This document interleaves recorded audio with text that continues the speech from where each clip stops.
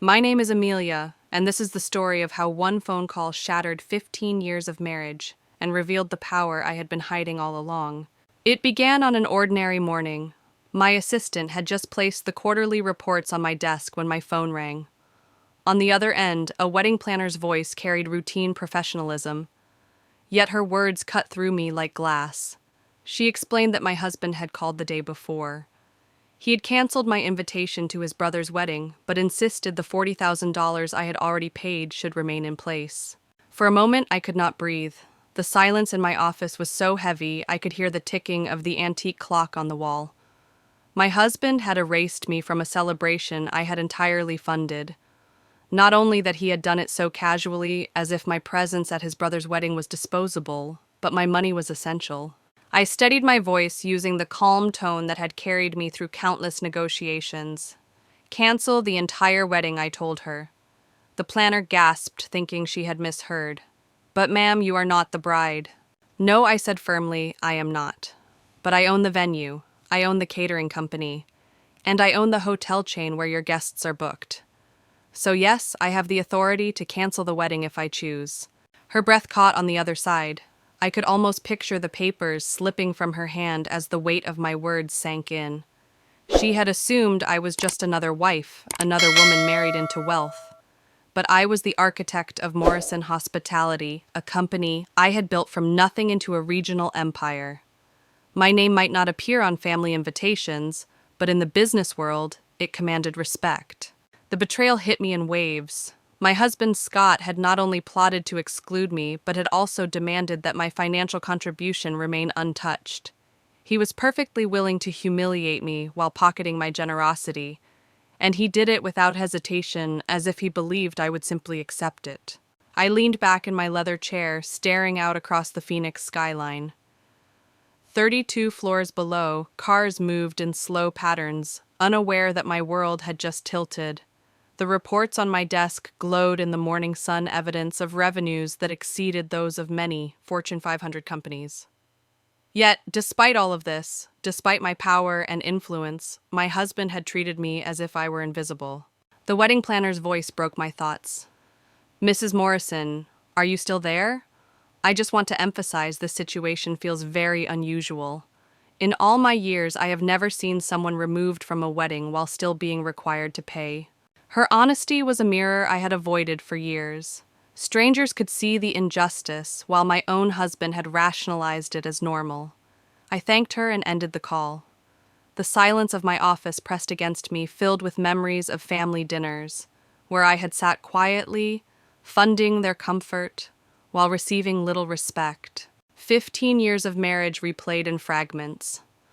Scott introducing me at parties as my wife who helps with events, as if I were a hobbyist rather than the owner of an empire.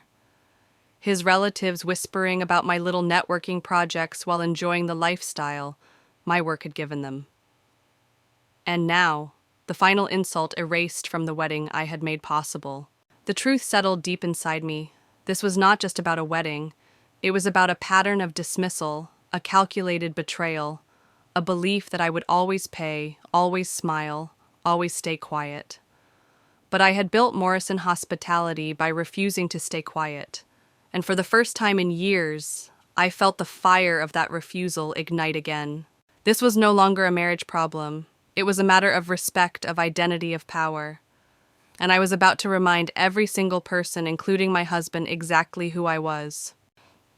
The wedding planner's words kept echoing in my mind long after the call ended. My husband had erased me from his brother's wedding, but the world would soon learn who I truly was. My name is Amelia Morrison. For 15 years, I have built Morrison Hospitality from scratch. It started with one small property, a run-down inn with creaky floors and fading wallpaper. I worked day and night negotiating with vendors, renovating with my own hands, and greeting every guest personally. Step by step, I expanded into hotels, catering services, and luxury venues across 4 states. Today, Morrison Hospitality is not just a company. It is an empire that generates revenues higher than many Fortune 500 firms. And yet in my own home, I was treated like a helper, someone who organized flowers or suggested menus. At family dinners, Scott would smile at me, then turn back to his relatives and say, "Amelia helps out with events sometimes." They nodded politely, never realizing that those very events were managed by companies I owned outright. They never bothered to ask how many employees I had or what my profit margins looked like. They assumed I was just the wife of Scott Morrison, not the woman behind an empire that dwarfed their imagination. This contradiction shaped my life for years. In the boardroom, I was a strategist, respected by rivals and admired by my team. At home, I was invisible, and for too long I accepted it. But hearing that planner's voice describe me as removed, yet still responsible for the money, lit a fire in me. It was more than betrayal. It was proof that my husband never truly saw me. To him, I was a resource, renewable, reliable, and silent. As I stared out the window at the Phoenix skyline, I thought of every sacrifice I had made. The late nights drafting contracts, the endless travel to secure properties, the hostile negotiations where I refused to blink. I had fought for every square foot of my empire, while Scott enjoyed the comfort it provided. He had never once built something on his own, yet he dared to treat me as if I were replaceable. That morning, my assistant entered the office to review the day's agenda. 3 acquisition meetings were lined up deals that would extend Morrison Hospitality into Nevada. These were months in the making, spreadsheets, financial analyses, and endless phone calls. Deals that would reshape regional markets. And still, to Scott and his family, I was just the woman who helped with catering. I could not stop thinking about the irony. Competitors in my industry respected me. Investors envied my margins. Employees depended on my leadership. Yet in my marriage, none of it mattered. The people closest to me dismissed it as irrelevant. That was about to change. I knew the family had whispered about wedding expenses. 3 weeks earlier, I had listened as Frank Scott's younger brother nervously admitted he could not afford the kind of wedding Sarah deserved. Around the dinner table, they had discussed discount dresses, folding chairs, and chain restaurant bachelor parties. Scott's parents sighed dramatically, as if their son's modest finances were a tragedy. And through it all, Scott had looked at me expectantly, certain I would provide a solution. He was right, but not in the way he thought. That evening, I had written a check for $40,000. It was a small amount compared to Morrison Hospitality's weekly revenue.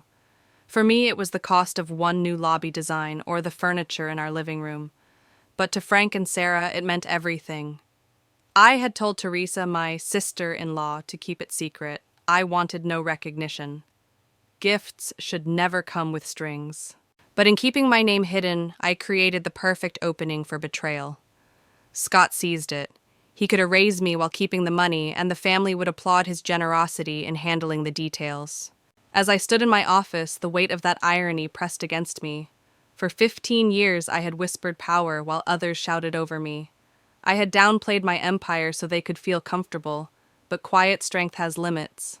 That day I realized I had been underestimated for too long, and now I was ready to stop whispering. Before I continue, let me ask you something. Have you ever felt underestimated, treated as less than your true worth? If you believe your voice deserves to be heard, then join our community and subscribe right now. It is free, and it helps spread stories that remind women and men that quiet strength is power waiting to be unleashed, because this story is only beginning. Brady. The dinner that changed everything is still carved into my memory. 3 weeks before the call from the wedding planner, we had gathered at my home for what should have been a joyful announcement. Frank Scott's younger brother revealed that he and Sarah were engaged. His smile was genuine, but his voice carried the heavy weight of worry. Around the table, conversation turned quickly from celebration to calculation. Sarah still carried student loans. Their mortgage consumed most of their income.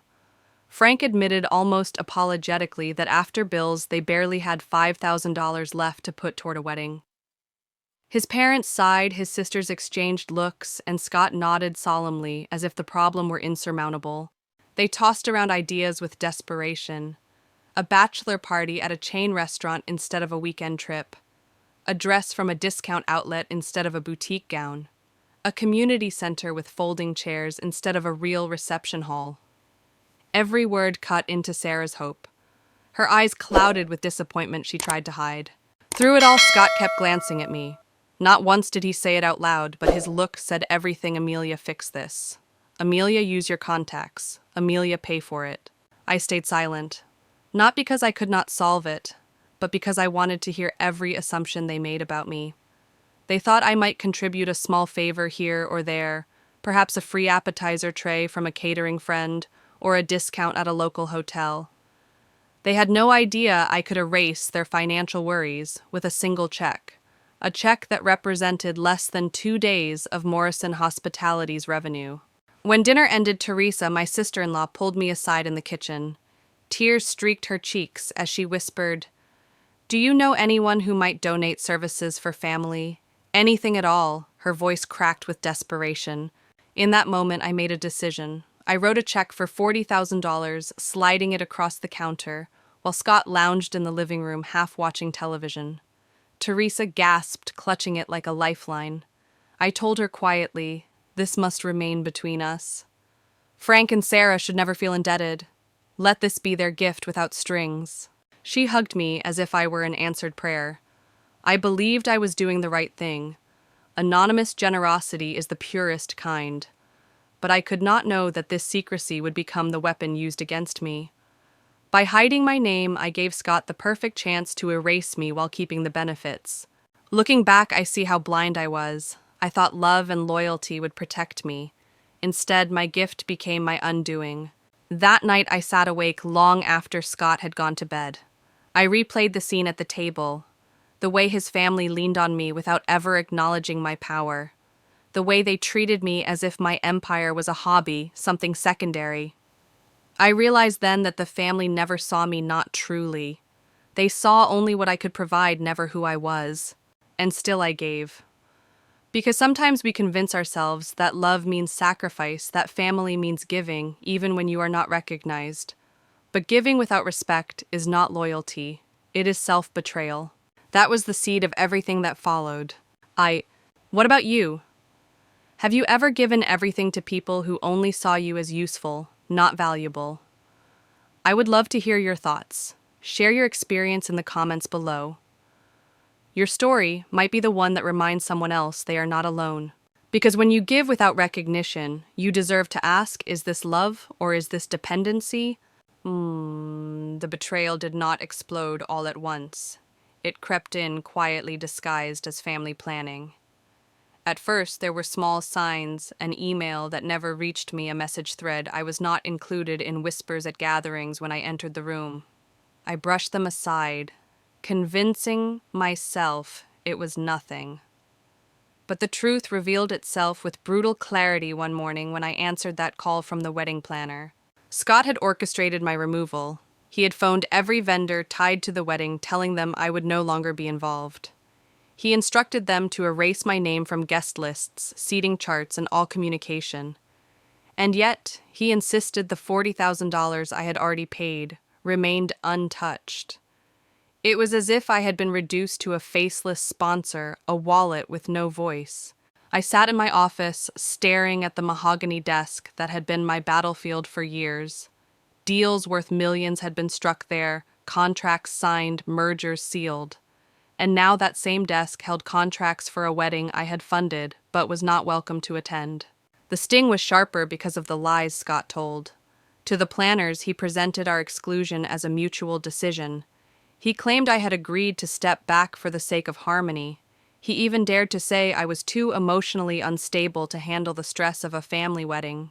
He painted me as fragile, irrational, a woman who could write a check, but not endure social pressure.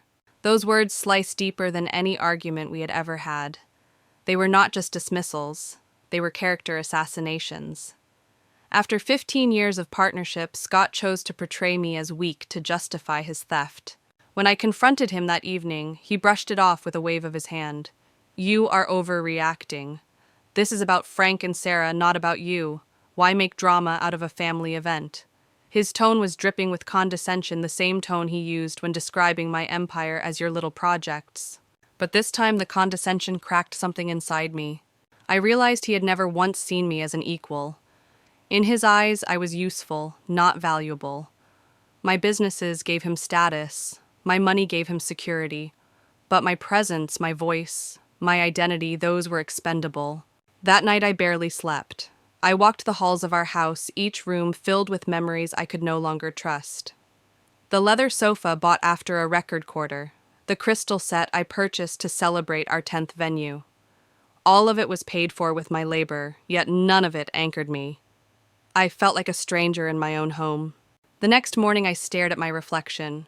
A woman in a tailored suit, hair perfectly pinned, eyes lined with exhaustion. I looked powerful, but inside I felt erased. And in that fragile silence, I made a decision. If Scott thought I was disposable, he would learn how wrong he was. If his family believed my money came without boundaries, they were about to discover what real boundaries looked like. The betrayal was complete. Now it was time for consequences. I wish I could tell you that the lies ended there, but they didn't. Once Scott realized I knew what he had done, he doubled down. He started sending messages that made my blood run cold. "Stop being dramatic," one text read. "You're not coming to Frank's wedding. We're keeping the money since you offered it as a gift. Let's talk when you've calmed down." Those words burned into my chest. 15 years of marriage reduced to a patronizing text, treating me like a child throwing a tantrum. I was no longer his partner. I was an inconvenience to be managed. But what hurt even more was how quickly the family joined his chorus. One by one they called. His sister Teresa insisted it was all to protect me. "You've been under so much stress, Amelia. We just thought you'd rather relax and enjoy the day without pressure." Relax. I had been erased, not relieved. Then Frank called the very man whose wedding I had single-handedly funded. His voice was polite, rehearsed. "We're grateful for your generosity, Amelia, but the family thought it best to keep things smaller, more intimate." Smaller, intimate. I had been cut out of the guest list like an unwanted obligation. Each call used the same language, polished, practiced, as if they had held family meetings to agree on the script. They framed my exclusion as kindness. They painted me as unstable. And through it all, they repeated one truth: the money stayed, but I did not. I remember sitting at my desk after the fourth call, the city stretching out beyond my office windows. Anger roared inside me, but beneath it was something colder. Clarity. This wasn't a misunderstanding. This was calculated. They had all agreed I was worth the money, but not the seat at the table. My husband led the charge, but the others followed willingly. I realized then that the woman they underestimated had power they couldn't begin to measure. And I was about to remind them. Because here's the truth: silence can be misinterpreted. For years I had let them dismiss me. For years I had let Scott minimize me. But silence is not weakness, it is restraint, and mine was gone. They thought they had written me out, but I was still holding the pen. And let me say this directly to you listening. Now, have you ever been erased from a moment you built or silenced, while others took credit for your sacrifice? If you know that pain, then you understand why this next part matters. Subscribe and join this community, because stories like this prove one thing: your voice, your worth cannot be erased forever. This is not just about weddings or money, it's about dignity, and I was ready to claim mine back. Yeah, the silence of our bedroom that night was heavier than any argument we had ever had. Scott slept peacefully beside me, his breathing steady as if nothing unusual had happened. But for me, the weight of betrayal pressed down on my chest like a stone. I stared at the ceiling, wide awake, replaying every moment of our marriage. 15 years. 15 years of compromise. 15 years of letting his family's dismissive comments slide. 15 years of being introduced as the wife who helped with events while concealing the empire I had built. And now this: he had stripped me of my dignity, erased me from a wedding I funded, and expected me to stay quiet. By morning, clarity had set in. I poured my coffee into the mug Scott had given me for our 5th anniversary, a gift that once felt meaningful, but now seemed hollow. I stood in the kitchen surrounded by reminders of my generosity: furniture, purchased after record quarters, artwork commemorating acquisitions, crystal sets marking milestones. All of it bought with money I had earned, and yet none of it secured respect inside my own marriage. That realization was crushing. To the world, I was Amelia Morrison, CEO, strategist, builder of an empire. To the people closest to me, I was an ATM. They saw the money, they saw the benefits, but they never saw me. It was a breaking point. The quiet endurance that had defined me for years crumbled. For the first time, I admitted to myself that my marriage had never been a true partnership. Scott did not value me. His family did not respect me. And I had been complicit thinking love meant sacrifice, and that family loyalty required silence. But silence had cost me too much. I stood in front of the mirror before leaving for the office. The woman staring back was polished, powerful, controlled, but I could see the cracks beneath her eyes. I whispered to my reflection, "No more." When I arrived at work, my assistant handed me folders for upcoming acquisitions. Meetings in Nevada, expansions into new markets, evidence of how far Morrison Hospitality had grown. Yet instead of pride, I felt something else, anger. How could Scott look at me knowing all this, and still reduce me to the wife who helps? The truth was brutal, but clear. I had allowed it. By staying quiet, by giving without recognition, by putting family harmony above my dignity, I had taught them that my contributions came without conditions. I had trained them to see me as useful, not valuable.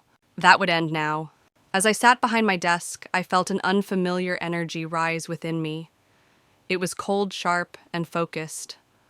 I thought of Scott's text messages, of his patronizing tone, of the family's hollow gratitude.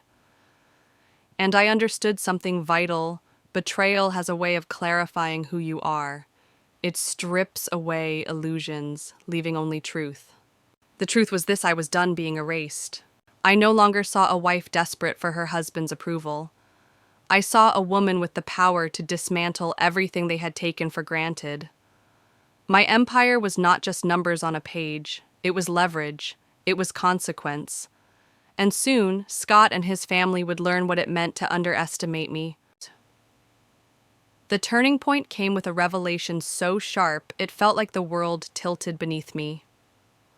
One afternoon, as my legal team reviewed vendor contracts for unrelated acquisitions, I asked them to cross-check the companies involved in Frank and Sarah's wedding. Their findings left me frozen in my chair. Every single vendor, every caterer, planner, and resort traced back to me. Through subsidiaries, holding companies, and acquisitions, Morrison Hospitality controlled them all. Sunset Ridge Estate. The picturesque venue chosen for the ceremony was part of my portfolio. Copper Canyon Catering. The firm, responsible for the lavish dinner, was under a subsidiary I had purchased 3 years earlier. Even the Desert Palm Resort, where 60 guests had booked rooms, was the crown jewel of my hotel chain. It was almost poetic. The family had dismissed me as irrelevant, even as they built their dream celebration entirely on my foundation. They had no idea the woman they erased owned every brick, every table, every room key. The irony was so perfect that for a moment I laughed a cold, bitter laugh that startled my assistant. "They wanted me invisible," I whispered, "but they're standing on my empire." That was when the plan took shape. Scott believed he had removed me. His family believed they could enjoy my money without my presence. But I now held a truth that shifted the balance of power. I did not need to fight for inclusion. I controlled the ground they stood on.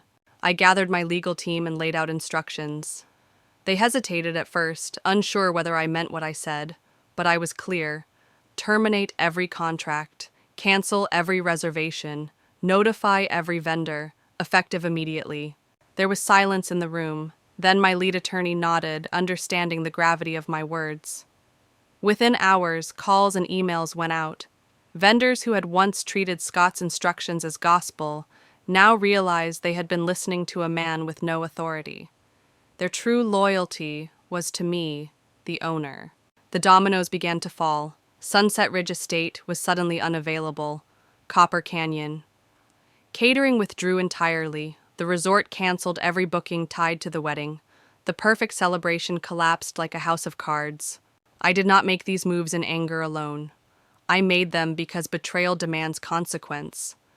And consequence, when delivered with precision, teaches lessons no apology can cover. That night, Teresa called me in a panic. Her voice shook as she cried, "Amelia, something terrible is happening. Every vendor is canceling the venue, the catering. Even the hotel rooms, they're all gone." I kept my tone calm, almost sympathetic. "That does sound difficult," I said softly. "Have they given you any explanation?" "They all say it's due to corporate directives, but we had signed contracts." "I don't understand." Her desperation was raw, but she still did not connect the dots. She was begging for help from the very person they had excluded. And for the first time, I did not rush to save her. Instead, I let the silence stretch, letting her feel the weight of her choices. And let me ask you this, if you were in my shoes, would you have done the same? Would you have pulled the rug out from under people who erased you, or would you have stayed silent?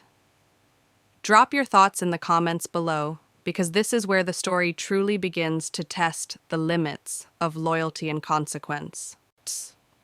Teresa's frantic call was only the beginning. Within hours, my phone lit up with messages from every corner of Scott's family. Frank tried calling twice. His voicemails were calm at first, but the third carried an edge of desperation. "Amelia, we don't know what's happening. The venue says they can't honor the booking. The caterer pulled out without explanation. Even the hotel canceled all the reservations. Please, if you know anything, help us fix this." I listened, but I didn't respond. For once, I let the silence speak louder than words. Meanwhile, my assistant updated me from the operations floor. Every cancellation was proceeding cleanly, legally, and precisely. My contracts were airtight. Each vendor had clauses allowing termination if parent company directives required it. The family had no legal grounds to challenge me.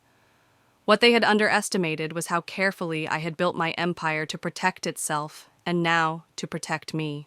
By evening, the panic had spread like wildfire. Teresa called again, her voice raw from crying. "We've tried every venue in Phoenix. They're all booked. We even reached out to Tucson and Flagstaff, but no one will take us. It's like the entire industry has closed its doors on us." I could almost smile at her words. She was right.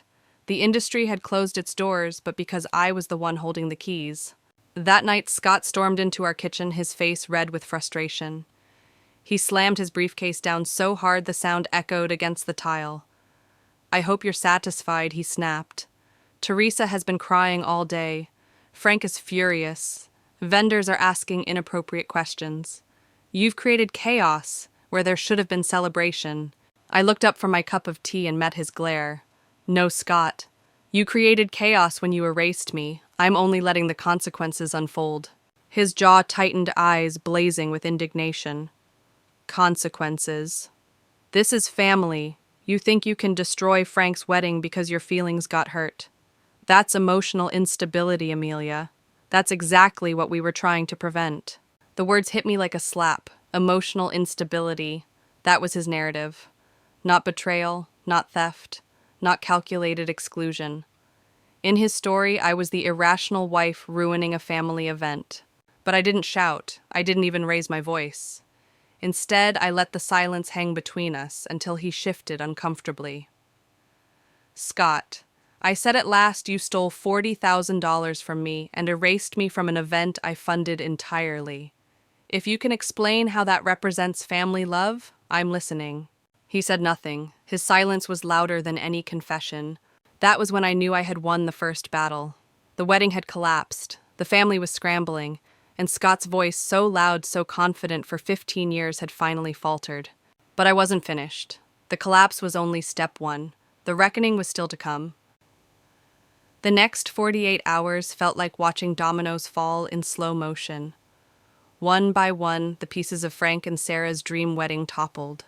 By Monday morning, the family could no longer contain their panic. My office phone rang again and again, each call more frantic than the last. Frank's voice cracked with tension when he finally reached me directly. "Amelia, I need to ask you something straight. Do you know why every vendor pulled out on the same day?" I let the silence stretch. Then with measured calm, I replied, "Doesn't it seem strange that so many companies moved at once? Almost as if someone with influence made a decision." His breath caught on the other end.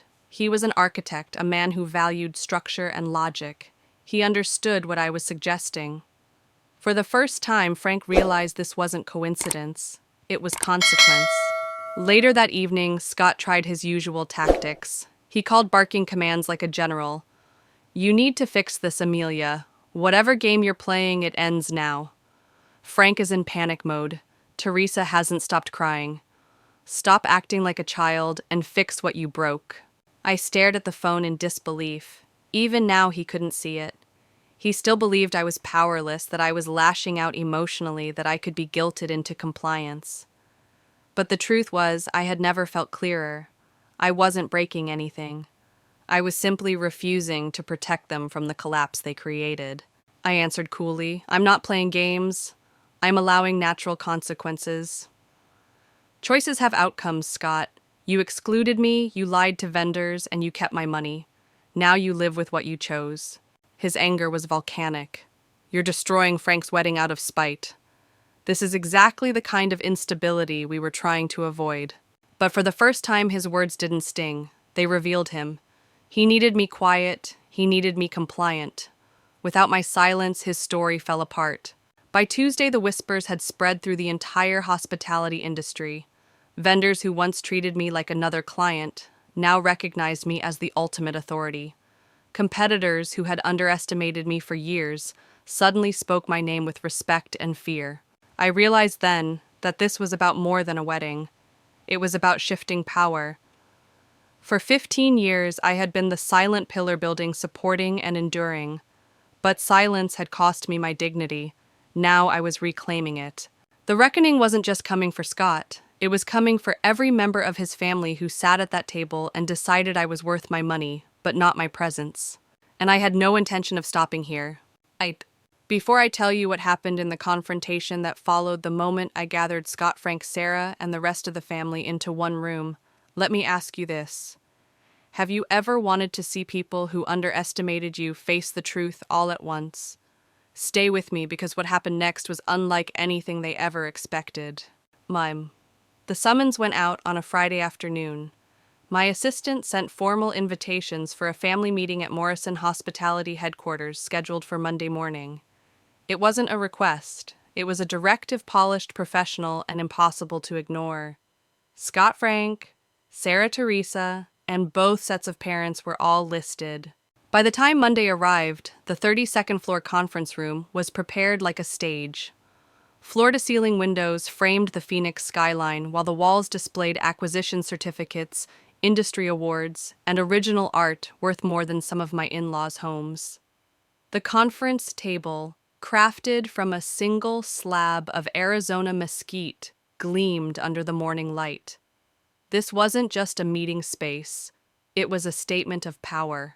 I positioned myself at the head of the table in a navy Armani suit, the quiet hum of the city below, reminding me of the empire I had built. This was my arena, and now it would also be theirs. They arrived in pairs, each carrying the same expression, shell-shocked exhaustion mixed with a flicker of defiance. Scott entered first. His usual swagger was gone, replaced by stiff shoulders and trembling hands. He looked at the floor, more than at me, as if he couldn't quite believe. The woman he had dismissed for years controlled this world. Frank and Sarah followed. Frank's eyes darted across the room, taking in the details like an architect assessing a building he could never afford to design. Sarah wore her practiced calm, but her wide eyes betrayed nervousness. Teresa entered last with both sets of parents, her face pale from days of sleepless panic. For a long moment, no one spoke. They simply looked around, absorbing what they had never bothered to notice. Finally, I broke the silence. "Thank you all for coming. We have important matters to discuss." My voice carried the same tone I used in boardroom negotiations, calm, firm, uncompromising. Scott shifted in his chair, trying to regain ground. "Amelia, you have to understand, we were just trying to prevent drama. None of this was meant as an insult." I leaned forward, meeting his eyes. "Prevent drama. You stole $40,000. You erased me from a wedding I funded. You lied to vendors and assassinated my character. Explain to me how that qualifies as protection." The silence that followed was deafening.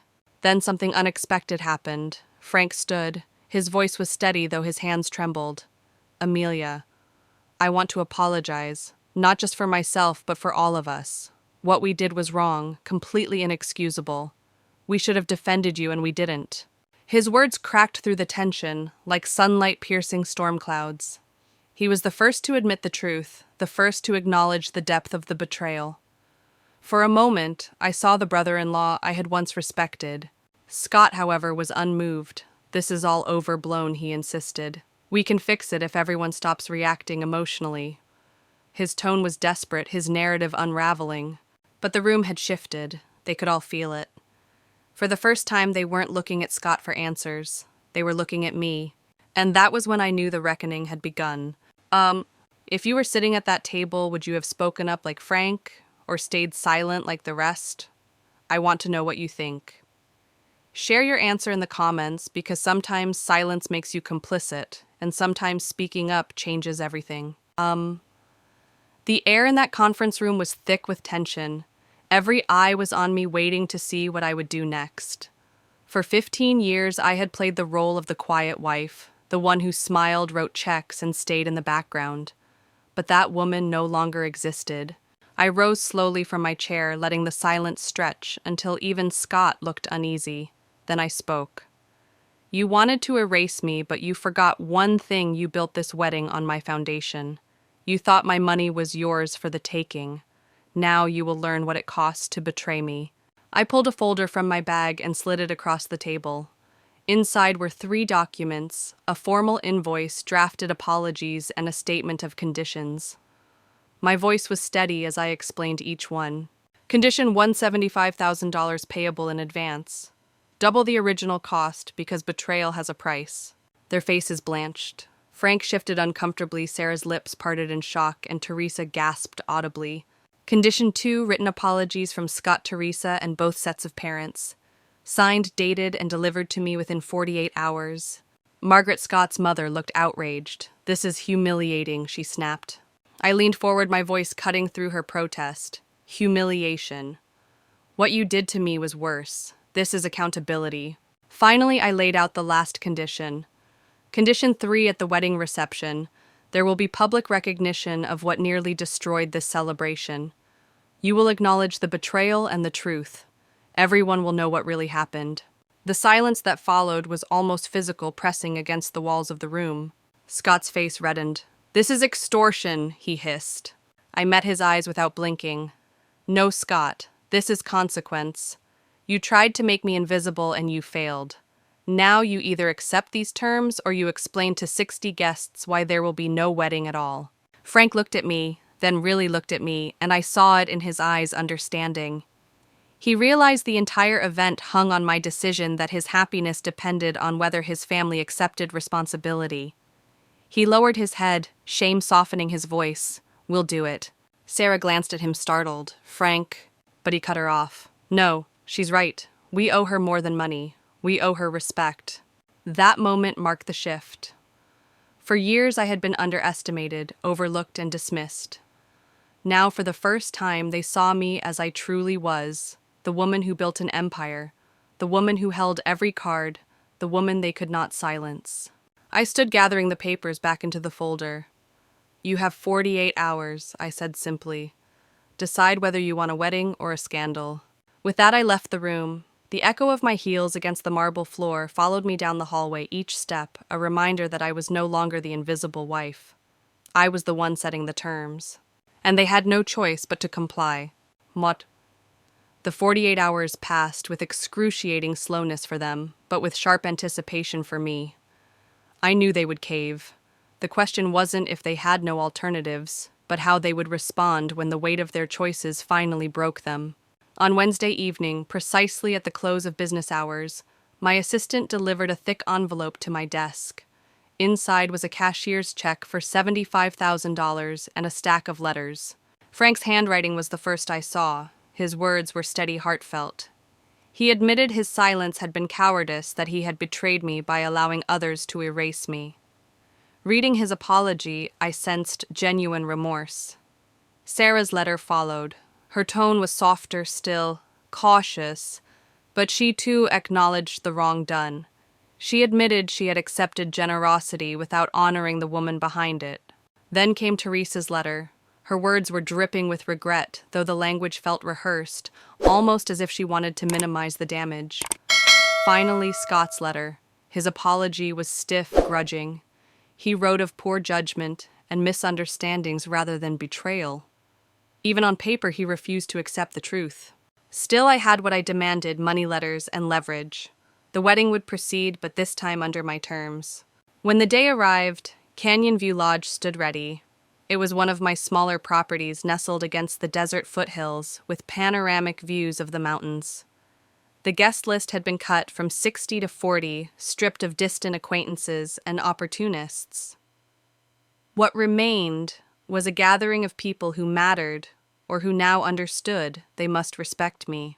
The setting was simpler, more elegant: desert wildflowers arranged in understated centerpieces, a menu designed for intimacy, not excess. The dress Sarah wore was less elaborate than her first choice, but it suited her better. For the first time, I believed she looked like a bride, not a performer. As guests settled into their seats, I moved quietly through the hall. Vendors greeted me with a deference I had never felt before. They didn't just see me as a client. Now they saw me as the force who could make or break their futures. My empire, once silent, had spoken, and everyone in the room heard it. Then came the moment of truth. During the dinner, Frank stood and asked for silence. His voice shook slightly at first, but then grew stronger. Before Sarah and I exchange our vows, he said we need to acknowledge someone without whom this day would not exist. Amelia Morrison did not just fund our wedding. She saved our family's integrity when we nearly destroyed it. Her generosity was met with betrayal, yet she chose forgiveness. And for that, we owe her everything. The applause that followed wasn't polite. It was sustained, genuine. Even guests who hadn't known the full story now understood something significant had happened. They knew I had been wronged, and they knew I had prevailed. And then Sarah, to my surprise, stood with tears in her eyes. She turned to the room and confessed. We responded to extraordinary generosity with selfishness and disrespect. Amelia's strength taught us what it means to treat people with dignity. Today, I begin my marriage hoping to carry that lesson forward. For a moment, the entire hall was silent, her words echoing like a vow of their own. And in that silence, I felt something I hadn't expected: a measure of peace. But don't mistake peace for reconciliation. Forgiveness is not forgetting. And the reckoning for Scott was still coming. Stay with me, because what happened after the wedding would change everything again. Sometimes the real twist isn't during the celebration, but in the morning after. The wedding ended with music, laughter, and the desert sky painted in fiery shades of orange and purple. Guests toasted, couples danced, and Frank and Sarah beamed with the joy of a celebration salvaged from ruins. On the surface, it looked like a victory for the family. But beneath it all, one truth remained: nothing would ever return to what it had been before. Scott in particular seemed diminished. Throughout the evening, he kept to himself, his usual arrogance replaced with careful silence. He shook hands, smiled for photos, and made small talk, but the confidence that once defined him had evaporated. For the first time in our 15 years together, I saw him truly afraid of me, and afraid of what his actions had unleashed. The next morning, he appeared in our kitchen with a bouquet of white roses. His suit was still wrinkled from the night before, his face drawn from lack of sleep. Amelia, he began, his voice low, almost pleading. We need to talk about us, about what comes next. I measured coffee into the machine, each scoop deliberate. I didn't look at him as I replied. After 15 years, now you want to talk? He placed the flowers on the counter carefully, as if they might shatter. I know I made mistakes, he said, but we've built a life together. That has to count for something. I finally turned, meeting his eyes. Scott, you didn't make a mistake. You made a decision. You chose betrayal. You chose to erase me while keeping my money. That isn't a mistake, it's who you are when you think you won't face consequences. His face tightened. I was trying to protect Frank's day. Marriage counseling, therapy, whatever you want, we can fix this. But he still didn't get it. He still believed this was about one incident, a single lapse in judgment. He didn't understand that it was the culmination of 15 years of dismissal, 15 years of being invisible, 15 years of enduring the constant weight of being underestimated. That morning I told him the truth. I've already packed what matters to me. The rest is yours. I won't stay in a life where I am treated as disposable. Through the kitchen window, he noticed my Range Rover already loaded in the driveway, his face crumpled, panic flashing in his eyes. Amelia, don't do this. Please don't walk away. But I had already walked away in my heart the moment I saw that first text message dismissing my anger as drama. My body simply followed after. I picked up my keys and purse, leaving his roses on the counter. As I stepped into the garage, I felt the strange weight of freedom, heavy at first, then lighter with every breath. For the first time in 15 years, I wasn't shrinking myself to fit someone else's comfort. I was stepping fully into my own worth. The door closed behind me. Scott's voice called my name one last time, but I didn't look back, because I had already looked back for far too long. Oh, and if you've ever felt the same, like you gave everything only to be erased, know this, you are not alone. Join this community. Subscribe now and stand with others who refuse to be silenced. Because together, our stories prove one thing: no betrayal can erase a person who knows their true worth. 3 months passed after I drove away from that house, leaving Scott with his roses and excuses. In those months, I rebuilt not just my life, but my identity. Morrison Hospitality moved into a new headquarters in Scottsdale, a gleaming glass tower that reflected desert sunlight, like a mirror. Every corner of that building whispered what I had known deep down: my empire was never small. It had always been powerful, and now the world finally recognized it. The fallout from the wedding spread across the industry like wildfire. Competitors who once dismissed me as a regional player now realized I controlled more of the market than they ever guessed. Vendors who thought of me as just another client treated me with reverence, careful to never underestimate my reach. Whispers turned into stories, and stories into legend. The quiet mogul who canceled her brother-in-law's wedding overnight and rebuilt it on her own terms. Business thrived. Within months, Morrison Hospitality signed 2 major management contracts with national hotel chains. Marcus, my trusted business partner, told me during one of our late-night calls, "They want to work with you because of what you did, Amelia, not in spite of it. They saw the way you handled betrayal with precision, with strategy. That's leadership."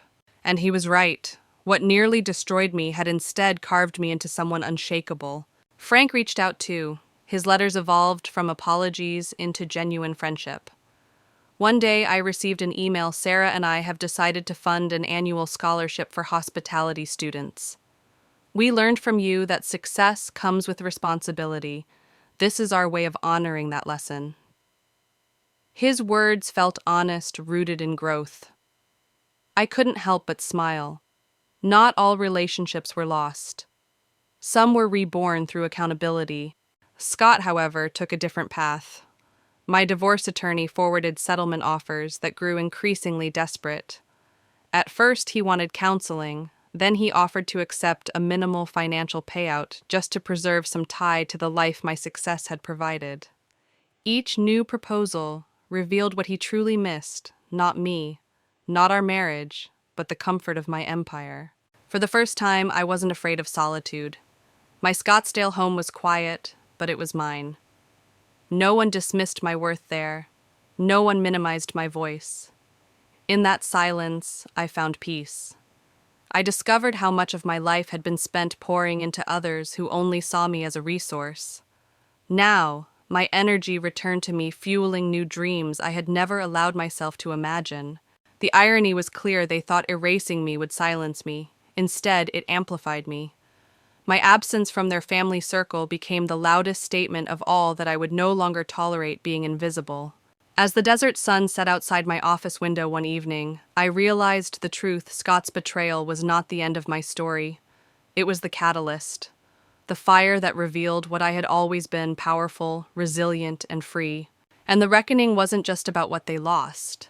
It was about what I gained the freedom to finally live on my own terms. The story didn't end with a wedding or even with a divorce. It ended with transformation, mine, and in some ways theirs.